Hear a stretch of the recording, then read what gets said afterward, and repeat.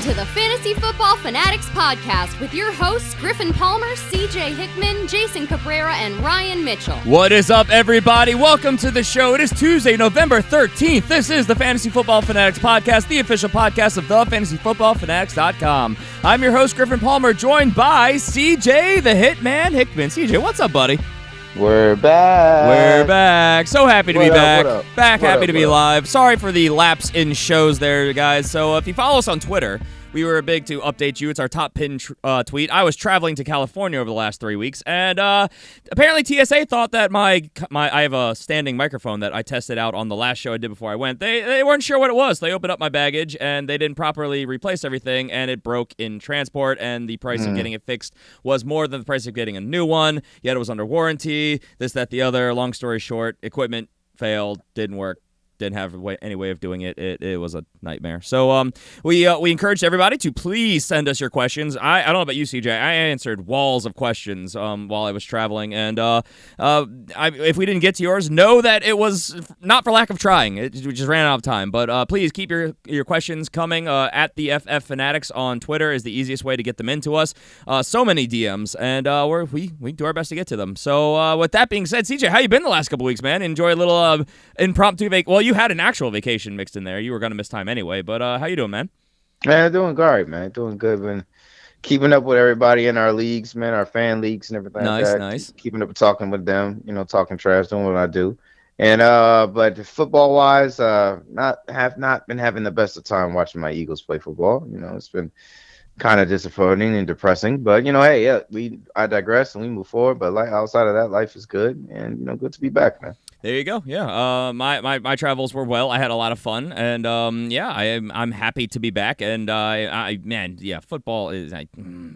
My Ravens lost every game while I was traveling, so that didn't help things. So I brought a jersey with me. I immediately put it back in my suitcase, and that was about the end of that both weeks. So yeah, but we move on, and we have a lot of information to get to you guys today. We're going to recap some of the big news. Some of this is news that you're going to have heard already, but we just want to make sure that all of our listeners hear it. So we'll get to that.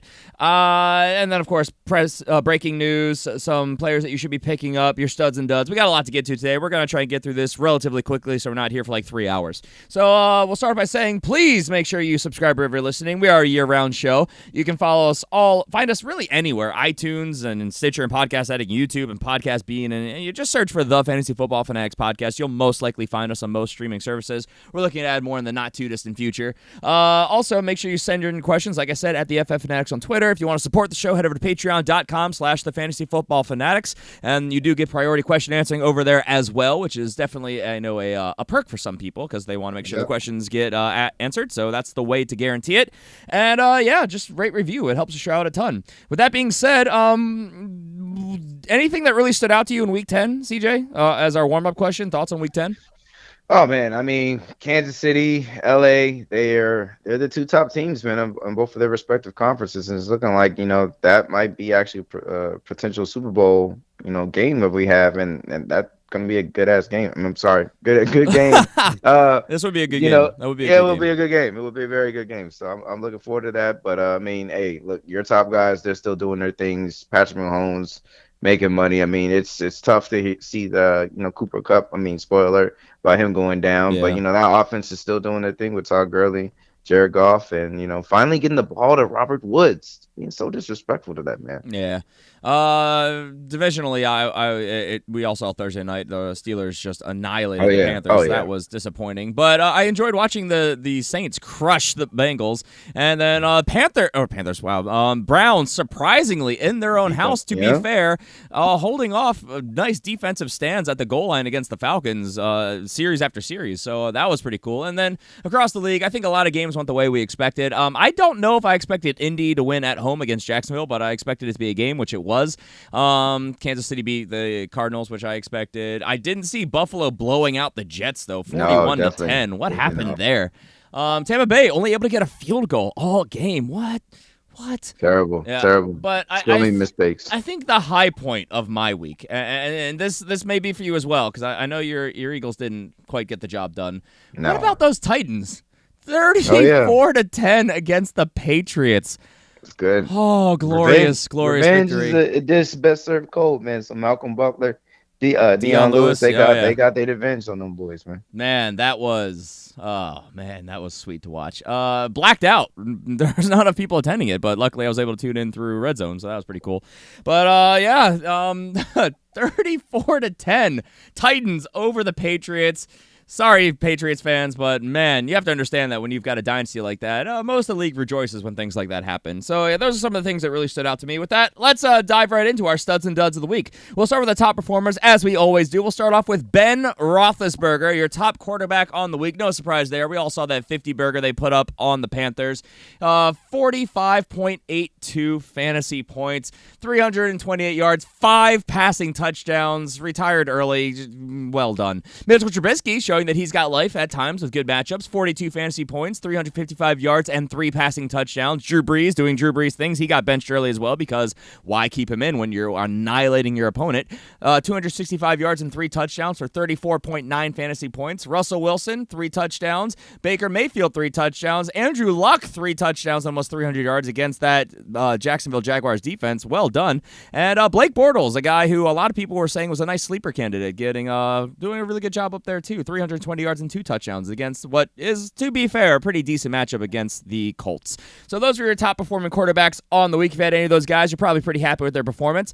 Running back studs of the week, though. This is where it gets a little bit dicey. I know it did for me because I didn't mean to, but I accidentally benched Nick Chubb in favor of Leonard Fournette. Snickers, man. Oh, man. To be fair, Leonard Fournette didn't let me down. I thought it was a good matchup, but I was going to stay in the flames with Nick Chubb at home with a great matchup, and I guess I accidentally hit accept when I was swapping players. We talked about this before the show.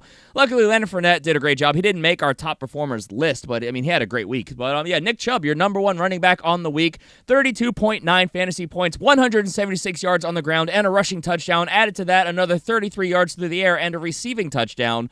That'll do it.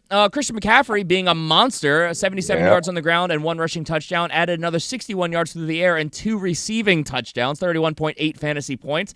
Not too bad. We all saw that on Thursday Night Football. Ezekiel Elliott showing life as per usual. 30 points, 30.7. 2 touchdowns, about a combined 200 yards as well. David Johnson showing life with that Cardinals offense, though to be fair, a great matchup against the Chiefs. 2 touchdowns, about a combined 200 yards as well for 30.3 fantasy points. If you had any of those guys, you top 30 yards, you're pretty happy. Aaron Jones, another guy that I benched by accident. Well, not really by accident. I have a plethora of riches. A lot of these rookies and things of that nature that I invested in because in our auction leagues, you guys didn't let me get any of the big names. They're paying off. But 29.2 fantasy points, 145 yards on the ground, 2 rushing touchdowns, another 27 yards through the air. Ty Montgomery being gone is giving him more snaps, and it is paying off for fantasy. Matt Breida, Monday Night Football, 101 rushing yards and 1 rushing touchdown, added another 31 yards and a receiving touchdown for 25.2 fantasy points. And then LaShawn McCoy showing life, 113 yards and 2 rushing touchdowns.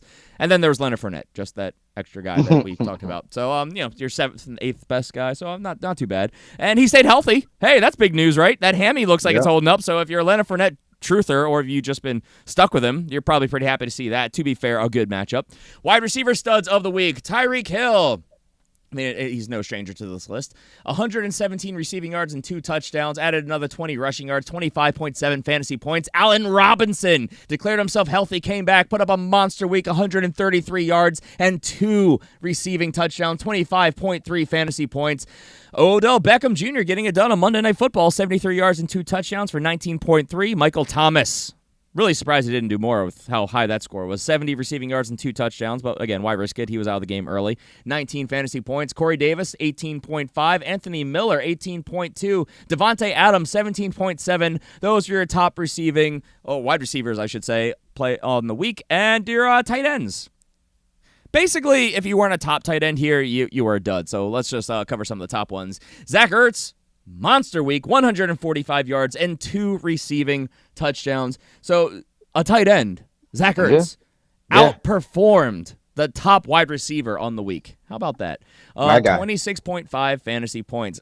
Eric Ebron, my guy. Everyone was saying maybe you move on, maybe you bench him. Well, how about you don't? Because he had 3 touchdowns on the week. 69 yards, 2 rushing yards for 1 rushing touchdown, 2 receiving touchdowns, 25.1 fantasy points. Getting it done. Austin Hooper, 11.6. Big drop there. If you didn't have one of those top 2 guys, there's a big drop. 11.6 fantasy points for 56 yards and 1 receiving touchdown. John O. Smith, 45 yards and a touchdown for 10.5. Vance McDonald, 44 and 1 for 10.4.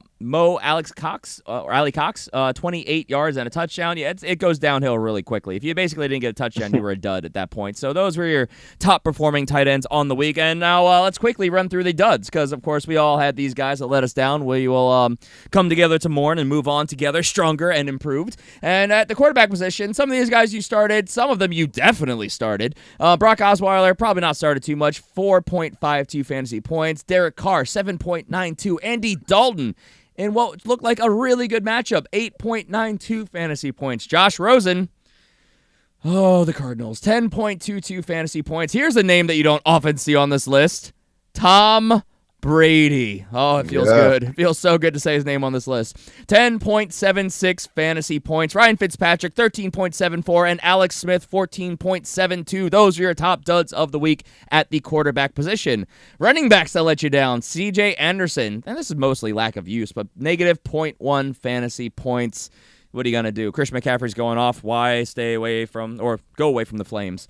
Jamal Williams, Aaron Jones goes off, so obviously Jamal Williams isn't going to go off. 0.3. Wayne Gallman, 0.3. LeGarrette Blount, 0.4. Corey Clement, 0.8. Alfred Morris, 1.3. James White, 2.6. Sony Michel, 3.1. Jordan Howard, 3.2. That was kind of surprising. Wendell Smallwood, 3.4. Kenyon Drake, 3.8. Marlon Mack, 5.8. Jalen Richard, 5.9. Tevin Coleman, 6.3. That was, I guess, not shocking. It was shocking. Like, if you're actually paying attention, it was shocking because the Bengals, you think, Bengals defense, but they've actually been really bad this year. So it's maybe for those of you who pay attention, it was shocking. I guess for everyone else, they're thinking, oh no, Bengals, don't play him. But yeah, I would have. But he didn't do well for you. 6.3. Peyton Barber, 6.6. Deion Lewis, for all of his trash talk, 6.8 on the duds list, and Adrian Peterson, 6.9. Your top duds of the week, sub 7 points.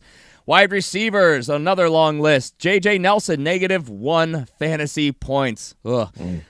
Travis Benjamin, negative 0.2. Christian Kirk, 0.8. Michael Floyd, 1.5. A lot of current and ex-Cardinals on here. Quincy Nunwa, 1.8. Golden Tate, now with the Eagles, 1.9. We didn't talk about that since that happened. Martavis Bryant, 1.9. Jarvis Landry, 2.2. DJ Moore, 2.5. Kenny Stills, 2.6. Mohamed Sanu, said his name funny, 2.7. Devin Funches, 3.2. Michael Gallup, 3.4. Cooper Kupp, we'll get to that, 3.9. Doug Baldwin, 3.9. Calvin Ridley had a big play, but only went off for 4 points. Jordan Matthews, 4 points. D.D. Westbrook, 4.3. Devontae Parker, 4.3. Marquise Goodwin, 4.3. Marquez Valdez-Scantling, a guy who I was telling everybody to pick up, and I tried to pick up, but I hate the mobile app for NFL.com. 4.4 fantasy points. Tyrell Williams, 4.6. Alshon Jeffrey, 4.8. Larry Fitzgerald, 5. Mike Evans, again, 2 duds in a row, 5.1.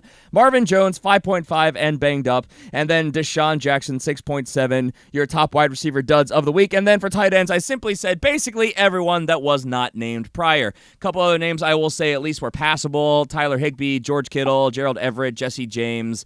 That's Nick Vannett, Trey Burton. That's really about it. They didn't give you good weeks, but they were passable. So yeah, those are your top duds of the week. And with that, let's move into our top headlines from around the league. And we'll start with some league-wide headlines because some big things have happened in the coaching world since we've been on the air last. Hugh Jackson, he's no longer the head coach of the Cleveland Browns. He has been relieved of his duties, and the interesting thing is he is already slated to be hired by the Cincinnati Bengals. The position, though, has yet to be announced. Now, he's been an offensive coordinator for most of his career, but the Bengals' only real opening is now their defensive coordinator because they fired defensive coordinator Tyrell Austin after this last week's debacle against the Saints. So he's got some experience as a secondaries coach in the past. I doubt they're bringing him in to be defensive coordinator, but, I mean, the opening's obviously there. Maybe they move people around. Who knows? But this is stuff to pay attention to. Yeah, I don't know if I was surprised by this. I'm surprised that he moved in conference so quickly. But, do you have any thoughts on this, CJ? I mean, NFL, they went ahead and confirmed it and said that he's definitely signed by the Bengals. But it's just like you said, the role is unclear as far as what he's going to do. But hopefully he can have some impact on the offense. Getting Andy Dalton back to his that glory season when he was the offensive coordinator then. Maybe he'll be a quarterback's assistant or something. I don't know. Something like that. Yeah, I guess we'll see. He'll do some insider trading, that's for sure. He knows all about what's going on with the Browns, so yeah, we'll see. Quarterback news: Tampa Bay Buccaneers quarterback Ryan Fitzpatrick is officially slated to start Week 11 at the New York Giants. So that's if you're streaming quarterbacks, something you might want to pay attention to. Hopefully he has a bounce-back week next week. The Buffalo Bills have released quarterback Nathan Peterman, seemingly a sign that quarterback Josh Allen will be ready to play in Week 11, so that's good news there. If you're holding on to Josh Allen, which why would you be, but some people are, he's owned. Running back news. Deep, two quarterback leagues. Carolina Panthers have waived running back CJ Anderson, so the veteran running back on the open market, they just didn't know how to use him. I don't think he's looked terrible, but he's definitely not been a great fit. So we'll see if he gets picked up again. I expect it to happen. There are plenty of teams that could use his services. We will see. Wide receiver news. This has been a very insane story over the last week. So unrestricted free agent wide receiver Dez Bryant, who's been bouncing around the free agent market, he finally signed with the New Orleans Saints. So we talked about that to a lot of people. He then, on I think it was Friday's practice, the final play of practice, he tore his Achilles tendon, done for the year. Terrible blow. That's why these Saints were throwing up X's. If you were unaware, they're throwing up these X's all the time whenever they scored, which I thought was interesting for a guy who'd been with the team for like 3 days at that point. But nice act of sportsmanship and team building there. So the team then went ahead and signed unrestricted free agent wide receiver. I typed Dez Bryant again. Brandon Marshall is the correct answer. So I don't know if I'm running out burning waiver priority on Brandon Marshall based on how he's been the last couple of years, but he's definitely an interesting candidate to monitor. Maybe if you have some roster space. I wouldn't burn waiver priority on it, but I might add drop for him. What say you, CJ? Yeah, I mean, I know you're such a Brandon Marshall truther, so. No, I'm just saying, I mean, if he's got this offense, I mean, look, it's okay. It's a nice addition because he has the experience. But I mean, this offense is going through the running backs and Michael Thomas, to be honest. So I mean, look, True. If you're desperate and you wanna make a play, I'm gonna try to tell you don't do it, because I really don't see him making much of an impact as far as fantasy wise of being relevant for you, worth to be pick up. I mean, you have to be extremely deprived of wide receiver or flex options to be able to do this. But I mean, you just gotta look at the numbers. I mean, you go look at the stat scores. That third option is not really producing like that, man. So I would stay away from it, to be honest. Yeah, I mean, like I said, I've got some rosters where I could use some potential long shots at wide receiver. I might roster him just as a long shot. But, I mean, how much of this is also maybe just with Cooper Kupp going down, they didn't want the Rams to get him. Who knows? Maybe that's part of the object. Because I agree, this offense is still going through the running backs. And then once they choke up on the running backs, Drew Brees is there and just makes them pay. Michael Thomas is just feasting. So I don't know. It's going to be confusing. It's really hard to get your head around. He's going to give him another big body target in the red zone, though. That's what they wanted Dez for. So I don't know if the yardage is there. He's going to be probably pretty touchdown dependent. So definitely boom bust candidate, if anything else. The aforementioned, though, moving on, Los Angeles Rams wide receiver Cooper Kupp officially did tear his ACL in his left knee. He is out for the remainder of the season. Happening pretty late. I would not be shocked if this impacted him to some extent next offseason as well. It's going to affect him during the offseason, but maybe into the season. We will see. He'd had a knee problem earlier on. Obviously, that escalated. You hate to see it happen. A guy having a great year. So we wish him a speedy recovery. That sucks. New England Patriots wide receiver Julian Edelman ankle injury is not considered to be serious. He should not miss much, if any, time is the report. So that's interesting news there. And then Detroit Lions wide receiver Marvin Jones, he came back. I worded this horribly. His test came back showing that his ACL and MCL are intact, that he did sustain a bone bruise. He is still, though, considered day-to-day. His status for next week is currently questionable. So, interesting situation there. And then I just thought this was interesting. Reporters coming out of New England are saying that tight end Rob Gronkowski is not expected to be back with the team next year. In fact, the source went on to say that he would not be shocked if he was forced out of town. I think the quote was something along the lines of, if they have to put him on a dolly and wheel him out of town, they will. So, I thought that was interesting. Obviously, we know that there was talks about trading him this offseason. The offseason program and with him being there, it all didn't work out. He's banged up yet again. They're paying him a lot of money. The contract would be cuttable, so I would not be surprised. I'll say that much. I think he said if he's not a Patriot, he's going to retire, though. So I don't know. Maybe this is the end of Rob Gronkowski, which would be sad for fantasy. One of the few shining lights at the position when he's healthy. So I don't know. CJ, do you have any thoughts here? Any insight? Not really insight. I mean, just listen to this news. I mean, look, we all know Rob Gronkowski is one of the best tight ends in the league when healthy. You know what I'm saying? It's just been troubling these last couple seasons. People have been drafting them, and you've been seeing his draft position fall and going lower, which is good.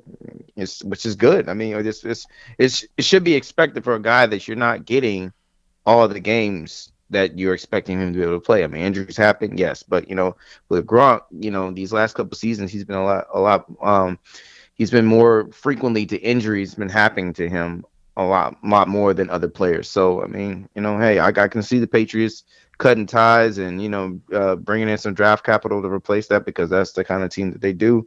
But yeah, that's how it is. Yep, there you go. So with that, let's move on to our topic of the day, why everybody's here, our top waiver wire targets for week number 11. And we'll start the running back position as we always do, and I am targeting... I don't want to say it, so this might take me a second to muster up to say. But if I am in desperate need of running back help, because there's not a lot out there, I am targeting Oakland Raiders running back Doug Martin. No, what? One more time? One more time, my friend? It was, you said Jalen Richard? I know. Jalen Richard? No, I did not. I said Oakland Raiders running back Doug Martin. Now, this is 1,000% playing with fire. I am doing recency bias here. I'm chasing the points, and I'm chasing last week's stat line.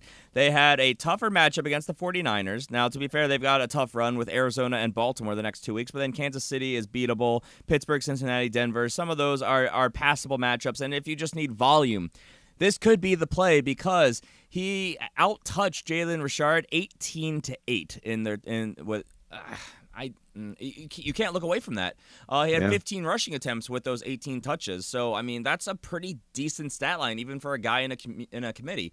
He's only owned in 22.5% of leagues, so it is 100% a long shot. It's probably matchup dependent, but if you need help at the running back position, here's a guy who's seemingly getting the bulk of the carries. He's on a bad offense, to be fair, but, I mean, the team seems to like him. He's picking up steam. Obviously, there's no more beast mode there anymore. So if you need the help, it's a long shot, but there's the potential of upside in Doug Martin. So I don't know if I'd burn waiver priority for him, but he's a guy that's probably worth rostering in deeper leagues. And if you're in a situation like I am in our league of record, where you had to take a lot of long shots and your long shots aren't paying off, because this is another one to me, but there's definitely the upside there. So Doug Martin is a potential solution at a position of need. CJ, your guy.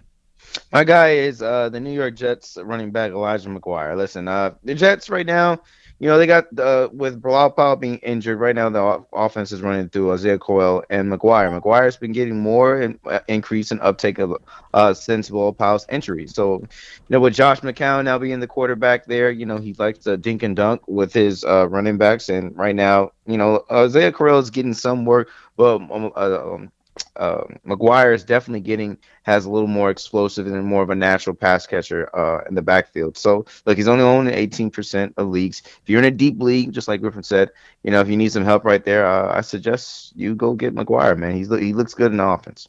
There you go. All right, so moving on to the wide receivers, a little bit more optimism here, a little bit more upside. I am picking up wide receiver Josh Reynolds. wide receiver for the Los Angeles Rams. Look, Cooper Kupp, significant knee injury, torn ACL, done for the year. We hate to see it happen. But by the look of things, in Kupp's absence, Robert Woods is probably going to move into the slot and play the majority of his snaps there, and that opens up the outside role to Josh Reynolds. So Josh Reynolds is a big wide receiver. I think that he's going to be definitely boom bust, but a key piece in a three wide receiver offense that they run a lot in Los Angeles.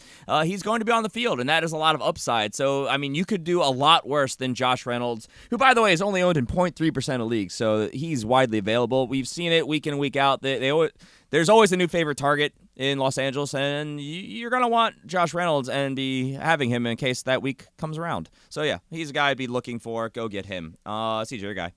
My guy is John Ross, man. With AJ Green being down with the foot injury, man, they're going to be sitting him out. So make sure he's healthy. Look, this is time, man. We all been looking at John Ross going into this year, saying he was going to be basically a sleeper pick in the draft that you picked up. He's supposed to be good, but this is his time to step up, man.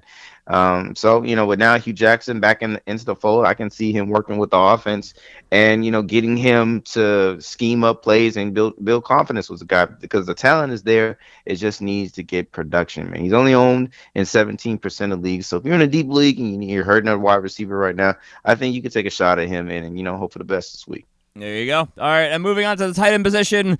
Why do we even talk about tight end streamers? Because it's just such a dumpster fire position. But if I need tight end help, 2 tight end leagues, maybe like our league of record, 2 tight ends with a flex with a possibility of a tight end. If you need help, Jonnu Smith is a guy that I'll be looking at. Tennessee Titans tight end. Look, Delaney Walker's gone. He's there. He's playing well. He has a touchdown each of the last 2 weeks. He's top 30 yards and a touchdown. He's had almost double digits both weeks, 9.3 against Dallas in week 9, 10.5 this week against the Patriots. He's got the Colts next week, which is a good matchup as well. Houston, a good matchup. Jets, which can be a good matchup. Jacksonville after that, which we've seen cannot stop the tight end. Giants, Washington. He's got a good schedule. So, actually, the Titans as a whole have a really good schedule. They might be sneaking into the playoffs. Anyway, but yeah, look, it's a long shot. He's not a high-volume target. He caught 3 of 3 passes this week, and he turned that into 45 yards and a touchdown. Maybe that builds some confidence between him and Marcus Mariota. Maybe that increases a bit. It's not a huge passing offense, but, I mean, it's a guy who's been productive, who's gotten touchdowns, and has a favorable rest-of-season schedule for the most part. So you could do worse than Jonnu Smith, again, if you need help at the tight end position. CJ, take us home. Your guy. My guy is Chris Herndon from the Jets, man. Listen, he is the tight end there, and Josh McCown is now the starting quarterback, like I was talking about with Elijah McGuire. And even before Josh McCown, Sam Darnold, they were having a good connection there. But McCown, he's shown great trust in his tight ends, man, all the way back from last season with Austin Seferian-Jenkins, man. So I can see Chris Herndon's production to increase more going forward, man. He's only owned in 13% of leagues. If you're in a deep dive league, or you're just in the regular 10-team league, man, I think this is a good pickup, man. The kid's going to score some points. You're a big Jets fan this week, I see, CJ. It's with week 11, so it's kind of tough.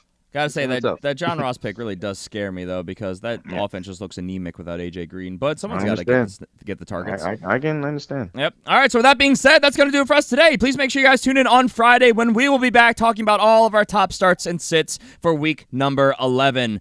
Make sure you subscribe wherever you're listening. Get your questions in. The show is the easy way to do it at the FF Fanatics, but you can also find us individually. I'm at GPalmerFFF. CJ's at CJHickman89 on Twitter. Support the show. Rate, review. Any parting thoughts, CJ?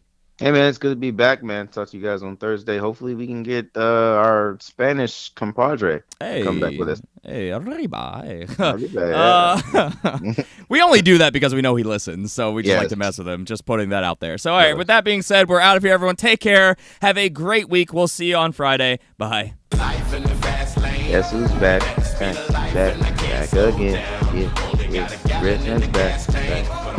And his friend, DJ's back, Griffin's back, Jason's back, and C football is back again.